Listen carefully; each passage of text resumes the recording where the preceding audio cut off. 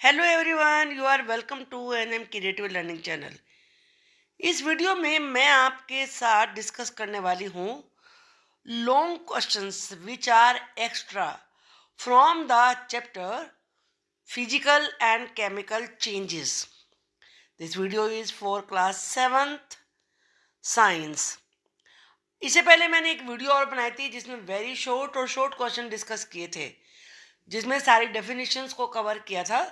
अगर आपने वो वीडियो नहीं देखी है तो उसको भी जरूर देख लीजिए, और वीडियो पसंद आती है तो प्लीज़ चैनल को सब्सक्राइब कर लीजिए और मुझे कमेंट बॉक्स में लिख के बताइए कि आपको ये वीडियो कैसी लगी। Let us explain how painting of an iron gate prevents it from rusting.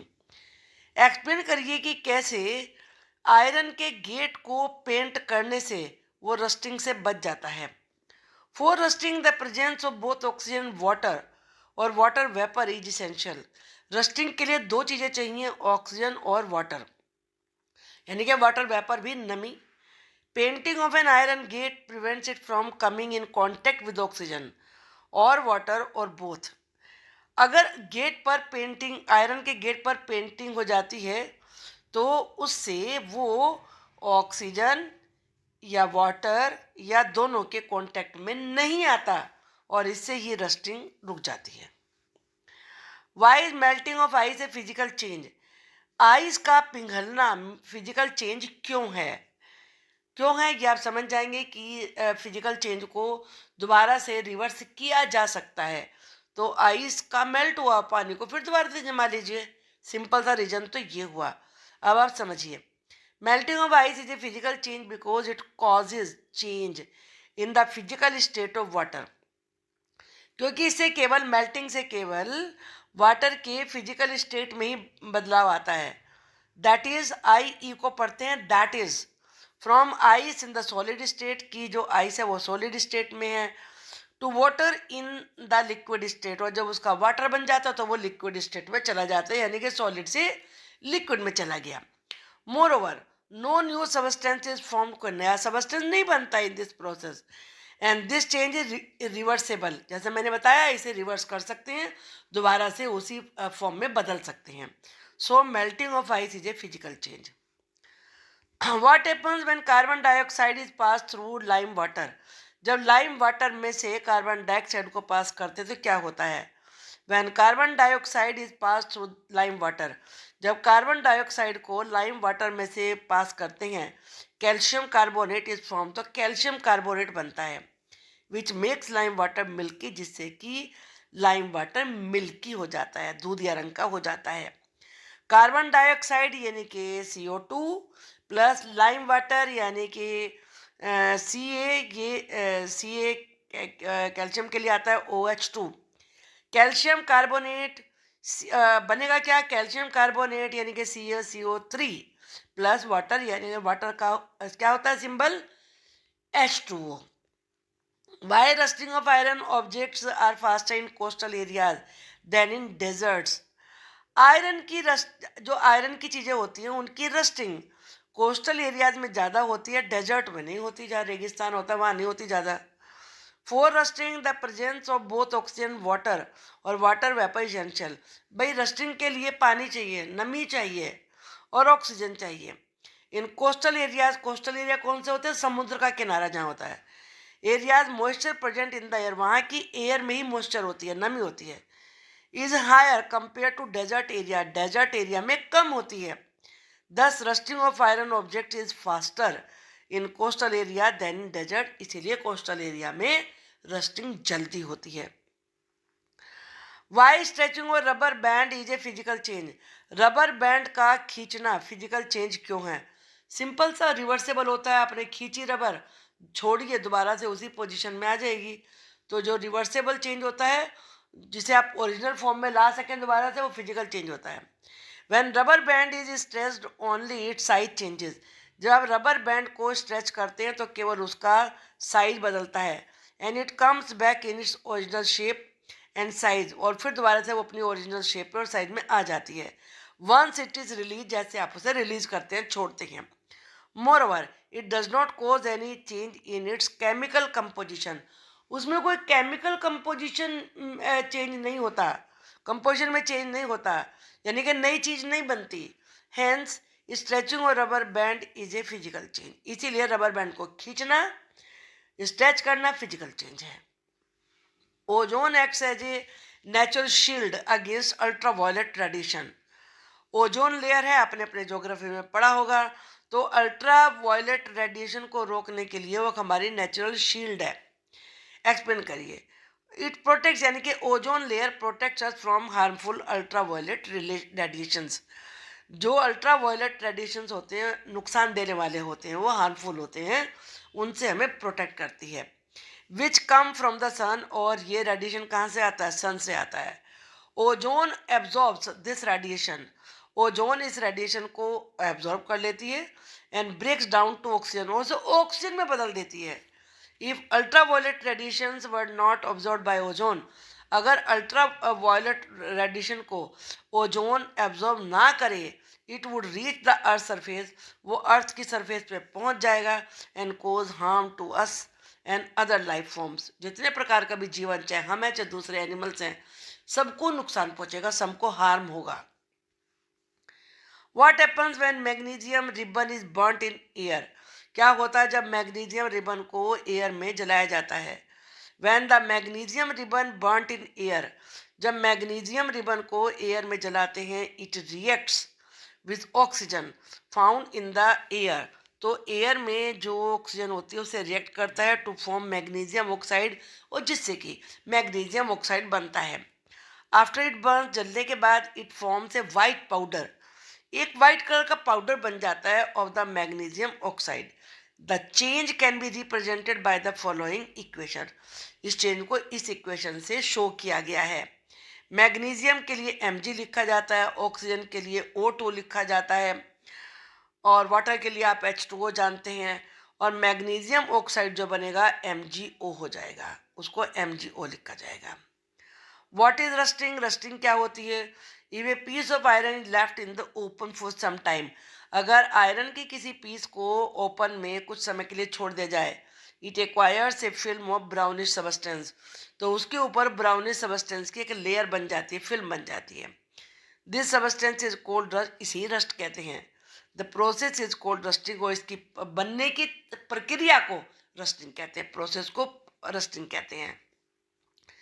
The process of rusting can be represented by the following equation, अब जो रस्टिंग की प्रोसेस है उसे इस इक्वेशन के द्वारा समझा सकते हैं। आयरन के लिए जैसा पहले बताया था Fe होता है, ऑक्सीजन के लिए O2 होता है जो कि उसे एयर से मिलती है, वाटर H2O होता है, और जो रस्ट बनता है उसे आयरन ऑक्साइड कहते हैं, और उसकी होता है Fe2O3। When baking soda is mixed with lemon juice, जब बेकिंग सोडा को लेमन जूस के साथ मिक्स करते हैं, bubbles are formed with the evolution of a gas, gas भी निकलती है और बबल्स भी बनते हैं। What type of change is it, ये कैसा चेंज होता है? Explain. When baking soda is mixed with lemon juice, जब लेमन जूस में बेकिंग सोडा को मिलाते हैं, bubbles are formed with the evolution of a gas, gas के बनने के साथ साथ बबल्स भी बनते हैं। We can write the reaction as lemon juice citric acid, इसके लिए लिखा जाता है। बेकिंग सोडा को पहले भी बताया था आपको, सोडियम हाइड्रोजन कार्बोनेट, हाइड्रोजन पहले लिखिए फिर कार्बोनेट लिखिए, जो बन के आएगा वो होगा कार्बन डाइऑक्साइड और साथ में दूसरे सबस्टेंसेस, और ये कहलाता है chemical change. Why are chemical changes important in our daily lives, हमारे दैनिक जीवन में केमिकल चेंज इंपॉर्टेंट क्यों होते हैं?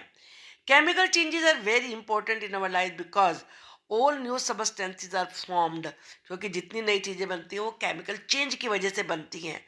As a result of chemical change, for example, if a metal is to be extracted from an ore, ore कहलाता है, मान ली आयरन ओर है, जमीन में से जो आयरन निकलता है ना उसे ओर बोलते हैं, कच्चा लोहा जिसे कहेंगे, तो ओर के रूप में निकलता है, उससे हमें आयरन निकालना है, यानी कि किसी भी मेटल का ओर है उसमें से वो मेटल निकालना है। Such as iron, from iron ore we need to carry out a series of chemical changes, तो हमें बहुत सारे केमिकल चेंजेस करने पड़ते हैं। A medicine is the end product of a chain of chemical reactions, जो मेडिसिन बनती है वो भी बहुत सारे केमिकल रिएक्शन के चेन का ही परिणाम होता है। यूजफुल न्यूज मटेरियल्स, जो नए नए मटेरियल्स आप देखते हैं जैसे प्लास्टिक्स है, डिटर्जेंट्स हैं, are produce by chemical reactions, वो भी केमिकल रिएक्शन का ही परिणाम है। Indeed every new material is discovered by studying chemical changes. जो भी नए मटेरियल बनते हैं उनको हम केमिकल चेंजेस को पढ़ के ही समझ सकते हैं या उन्हें बनाया जा सकता है। In addition to new products, नए प्रोडक्ट्स के अलावा, इन एडिशन टू का मतलब होता है अतिरिक्त। What else may accompany a chemical change, chemical change में और क्या हो सकता है। In addition to new products, नए प्रोडक्ट बनने के अलावा the following may accompany chemical change, chemical change के साथ साथ ये भी हो सकता है क्या, हीट, गर्मी, लाइट और एनी अदर रेडिएशन जैसे ultraviolet for example may be given of और एब्जॉर्ब, या तो वो अंदर ही इसको सोख सकते हैं या बाहर छोड़ सकते हैं। साउंड में भी प्रोड्यूस, साउंड भी पैदा हो सकती है। ए चेंज इन स्मेल में टेक प्लेस, स्मेल में चेंज आ सकता है। ए न्यू स्मेल में भी गिवन ऑफ, नई तरीके की स्मेल आ सकती है। एक कलर चेंज में टेक प्लेस, कलर चेंज हो सकता है। गैस में भी फॉर्म्ड, गैस भी बन सकती है। Classify the changes involve in the following processes, physical और केमिकल चेंज। आपको यहाँ बताना है कि ये केमिकल चेंज है या फिजिकल चेंज है। जैसे फोटोसिंथेसिस प्रक्रिया होती है जो प्लांट्स बनाते हैं अपना खाना बनाने के लिए, करते हैं सनलाइट की प्रेजेंस में, ये केमिकल चेंज होता है। Dissolving sugar in water, water में चीनी का घुलना फिजिकल चेंज है, क्योंकि आप उस घोल को पका लीजिए दोबारा चीनी बन जाएगी। बर्निंग ऑफ कोयल, कोयले को जलाना केमिकल चेंज है, क्योंकि एक बार कोयला जल गया, राख बन गई, तो आप उसे दोबारा कोयला बना ही नहीं सकते हैं। मेल्टिंग ऑफ वैक्स, वैक्स को होता है मोम, वैक्स का पिघलना, ये फिजिकल चेंज है, क्योंकि एक बार वैक्स पिघल गया, इकट्ठा हो गया, तो वो ठंडा होने पे फिर दोबारा से वैक्स ही तो होता है वो। Beating aluminium to make aluminium foil, aluminium को पीट पीट कर उसका एल्यूमिनियम फॉयल बनाना, ये फिजिकल चेंज है, क्योंकि वो रहेगा तो एल्यूमिनियम ही ना। डाइजेशन ऑफ फूड, फूड का डाइजेस्ट होना केमिकल चेंज है, क्योंकि जब फूड डाइजेस्ट हो गया उसका खाना नहीं बन सकता। कंडेंसेशन ऑफ स्टीम, स्टीम को का कंडेंसेशन होना यानी कि उसे पानी में बदला जाना उसका, ये फिजिकल चेंज है, फिर दोबारा से उसे आप स्टीम बना सकते हैं। स्पॉइलिंग ऑफ फूड, फूड का खराब हो जाना केमिकल चेंज है, क्योंकि एक बार फूड खराब हो गया तो वो दोबारा से फ्रेश फूड नहीं बन सकता। बर्निंग ऑफ कोल, कोयले का जलना केमिकल चेंज है, कोयले को दोबारा से फिर हम एक बार राख बन गई तो कोयला नहीं बना सकते। वैन ए कैंडल बर्न, जब मोमबत्ती जलती है, both physical and chemical changes take place, दोनों चेंजेस होते हैं, फिजिकल भी केमिकल भी। आइडेंटिफाई दी चेंजेस, उन चेंजेस को पहचानिए। Give another example of a familiar process, और एक और दूसरा एग्जाम्पल दीजिए in which both the chemical and physical changes take place, जिसमें केमिकल और फिजिकल दोनों प्रकार के चेंजेस हों। When a candle burn both physical and chemical changes take place. अब कैसे कैसे, the melting of the solid wax, solid wax का मोम का पिघलना, टू फॉर्म लिक्विड वैक्स, जिसे लिक्विड वैक्स बन जाती है। And the evaporation of liquid wax, और फिर लिक्विड वैक्स का एवापोरेट होना, to form wax vapour, wax vapour बनने के लिए, ये फिजिकल चेंज है।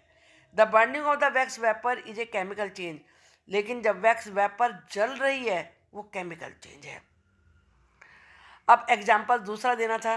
Burning of LPG involve both physical and chemical changes. LPG जो किचन में यूज़ होती है गैस, वो फिजिकल चेंज भी है केमिकल चेंज भी है, because when LPG comes out of the cylinder, जब सिलेंडर में से एलपीजी आती है and is converted from liquid to gaseous state, तो वो लिक्विड से गैस में बदल जाती है, ये होता है physical change. When the gas Burns in air, जब हवा में गैस जलती है, इट इज़ ए केमिकल, वो केमिकल चेंज होता है। Explain why burning of wood and cutting it into small pieces are considered as two different types of changes. Would का जलना और छोटे छोटे पीसेज में वुड को काटना अलग अलग तरीके के चेंजेस क्यों हैं। बर्निंग ऑफ वुड, वुड का जलना, burning is a non reversible chemical change, जलना नॉन रिवर्सेबल है, यानी कि उसे आप दोबारा से बदल नहीं सकते। और वो केमिकल चेंज है, because when the burn wood new substance are formed. When we burn wood, जब हम लकड़ी को जलाते हैं तो नया सबस्टेंस बनता है। As the carbon in the wood reacts with oxygen in the air, क्योंकि जो एयर में ऑक्सीजन होती है उससे लकड़ी के अंदर जो कार्बन होता है वो रिएक्ट करता है टू क्रिएट एज, जिससे राख बनती है, एंड स्मोक, धुआं बनता है, एंड एनर्जी, और एनर्जी भी बनती है in the form of light and heat, जो कि हमें लाइट और हीट के रूप में दिखाई पड़ती है। Cutting of would it into small pieces, लेकिन जो वुड का छोटे छोटे पीसेज में काटना है वो क्या है? Cutting of wood into small pieces are physical change, ये फिजिकल चेंज है। एज क्यों? क्योंकि no new substance is form, नया सबस्टेंस नहीं बनता, छोटे पीसेज हो या बड़े हो, लकड़ी तो लकड़ी है। Only shape and size changes, केवल शेप और साइज बदलेगा। When would is cut into small pieces, जब लकड़ी को छोटे छोटे पीसेज में काटते हैं। What happens when an iron nail is dipped in copper sulfate solution? जब कॉपर सल्फेट सॉल्यूशन में किसी लोहे की कील को डुबाते हैं तो क्या होता है? When an iron nail is dipped in the copper sulfate solution, जिसे कि CuSO4 बोलते हैं, then iron displaces copper, तो आयरन कॉपर की जगह पर आ जाता है फ्रॉम द कॉपर सल्फेट में से, because iron is more reactive than copper, क्योंकि आयरन कॉपर की अपेक्षा ज़्यादा रिएक्टिव होता है, एकदम से रिएक्ट करता है। The change of colour of the solution, और जो सॉल्यूशन के कलर का चेंज है फ्रॉम ब्लू टू ग्रीन, वो ब्लू से ग्रीन बन जाता है, is due to the formation of iron sulphate, वो आयरन सल्फेट की वजह से होता है, यानी कि FeSO4, जो कि नया सबस्टेंस है। The brown deposit on the iron nail, जो आयरन की नेल पर ब्राउन डिपॉजिट हो जाता है वो कॉपर है, जो नया सबस्टेंस है। We can write the reaction. Copper sulphate solution जो कि ब्लू कलर का होता है, उसमें आयरन आता है और उससे बनता है आयरन सल्फेट सॉल्यूशन जो ग्रीन कलर का हो जाता है, और कॉपर जो कि ब्राउन डिपॉजिट होता है। Differentiate between physical and chemical change, chemical change और फिजिकल चेंज का फर्क बताइए। फिजिकल चेंज और chemical change, physical change effect only physical properties, जो फिजिकल चेंज होता है उसमें केवल फिजिकल प्रॉपर्टी प्रभावित होती हैं। Chemical change effect both physical and chemical properties, chemical change में फिजिकल भी और केमिकल प्रॉपर्टीज भी प्रभावित होती हैं। Number 2, physical change is generally reversible, जो फिजिकल चेंज होता है उसे आप रिवर्स कर सकते हैं। केमिकल चेंज इरिवर्सेबल या नॉन रिवर्सेबल लिख सकते हैं, आप उसे नहीं बदल सकते। थर्ड है in such a change no new substance is form, physical change में कोई न्यू सबस्टेंस नहीं बनता है, और जो केमिकल चेंज होता है in such a change new substance is form, chemical change में नया सबस्टेंस बनता है। एग्जाम्पल है कंडेंसेशन ऑफ स्टीम, यानी कि स्टीम का कंडेंसेशन, ये फिजिकल चेंज है, और बर्निंग ऑफ कोल ये केमिकल चेंज है। Describe how crystal of copper sulphate are prepared, copper sulphate के क्रिस्टल कैसे बनाए जाते हैं ये डिस्क्राइब करिए। Take a cup full of water in a beaker, beaker में एक कप पानी लीजिए। Add a few drops of dilute sulphuric acid, dilute sulphuric acid के कुछ ड्रॉप डालिए। हीट द वाटर, वाटर को गर्म करिए। व्हेन इट स्टार्ट बॉइलिंग, जब वो बॉयल होना शुरू हो जाए, add copper sulphate powder slowly, धीरे धीरे कॉपर सल्फेट पाउडर उसमें मिलाइए। वाइल स्ट्रिंग कंटिन्यूसली, उसे चलाते भी जाइए लगातार। Continue adding copper sulphate powder, copper sulphate powder जोड़ उसमें मिलाते जाइए till no more powder can be dissolve, तब तक मिलाइए जब तक कि उसमें और पाउडर मिल ही ना सके। फिल्टर द सॉल्यूशन, सॉल्यूशन को छान लीजिए। अलाउ इट टू कूल, उसे कूल होने दीजिए। Do not disturb the solution, उसके घोल को मत हिलाइए। व्हेन इट इज कूलिंग, जब वो ठंडा हो रहा हो। Look at the solution after some time, थोड़े समय के बाद सॉल्यूशन को देखिए। You see the crystals of copper sulphate, तुम्हें वहाँ कॉपर सल्फेट के क्रिस्टल्स दिखाई देंगे। आई होप बहुत सारे एग्जाम्पल देके आपको लेसन को समझाया है, आपको अच्छे तरीके से समझ में आ गया होगा। कमेंट बॉक्स में मुझे लिख के बताइए कि आपको ये वीडियो कैसी लगी। Thank you for watching the video.